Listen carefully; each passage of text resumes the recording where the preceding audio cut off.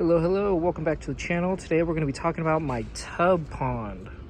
All right, let's get into it. This is a super simple tub pond. It is a 27-gallon tub that I picked up from Target.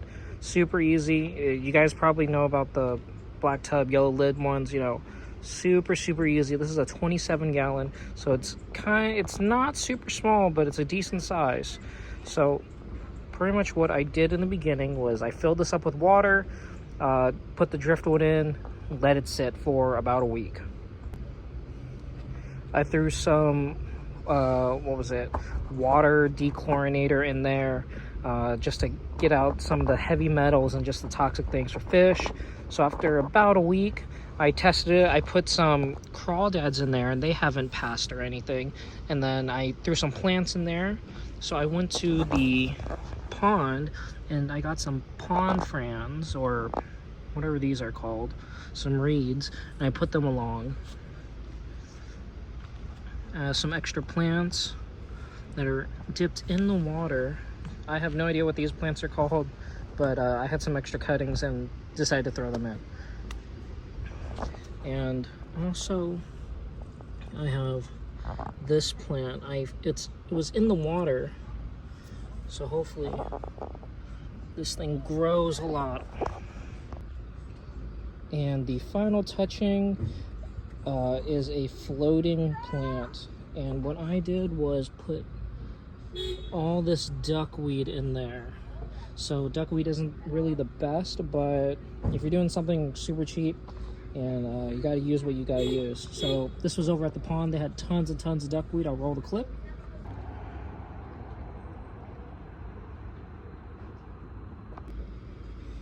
So essentially all these plants are going to be drawing out all the toxic, bad nasties in the water, allowing the plants to grow, with the needed nutrients, and whatever's living in the water, they'll remain healthy because the water is going to be clean thanks to the plants.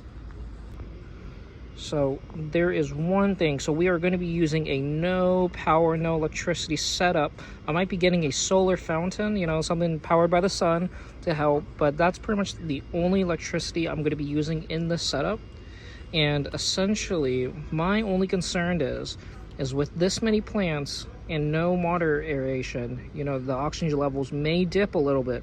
What I'm hoping is that these plants are going to be drawing out more nutrients than oxygen from the water. I'm mostly worried about it overnight since there's no sun.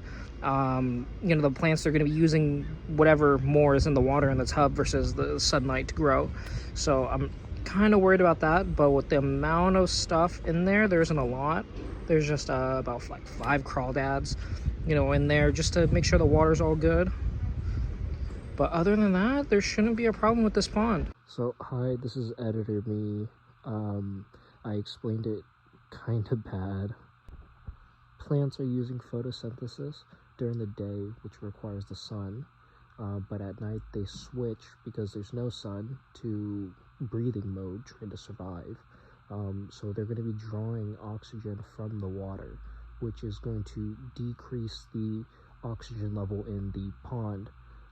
So we're going to have to find a way to balance that, and that's why a solar fountain is going to probably be the best way to keep this as minimal power or electricity possible for this type of tub and provide the most aeration for the tub. These ponds are super easy to set up, super easy to maintain, and not only that, you can turn them really nice looking. I have my little pond set up next to my garden, and I'm going to be growing tons and tons of different fruits and veggies in there. So there's going to be tons of pollinators, and these plants are going to be growing too. And hopefully I can get some flowers in here to get them growing too. So how we start off a good ecosystem is allowing the ecosystem to actually start. So what I did to kickstart it was I filled it up with water, with normal tap water, put the driftwood in, and then I went to my local river and pond, start getting buckets, and dumping the water in, allowing those already, those ecosystems have been there for so long already, so they already have it already built up. So I'm borrowing some of their stuff, their good bacteria, and putting it into the pond. So in turn, all the bacteria that was in the pond and rivers is going into the tub, kick-starting, instead of going over to like Petco, PetSmart, and buying those bacteria bottles. I'm grabbing actual live ones from the river and pond and using it in the tub pond. So I'm going to be adding fish and crawdads and other things in the pond, and I definitely need a good starting ecosystem to make sure that all the fish are going to be healthy and living for a while.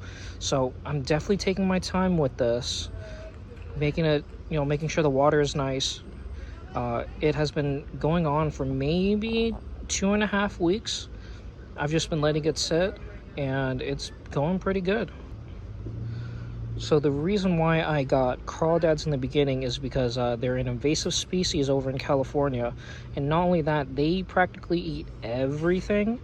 They're not too picky. So grabbing a few of them, I put them in there in the tub pond to make sure that, one, the tub pond is good for fish. 2, they would eat any debris, anything, any dead plant stuff, and the tub will remain clean. If you have any questions, comments, or any tips for me, this is a brand new thing that I'm doing. Make sure you comment it down below. Stay tuned for the journey. Make sure you like and subscribe. All right, have a good one.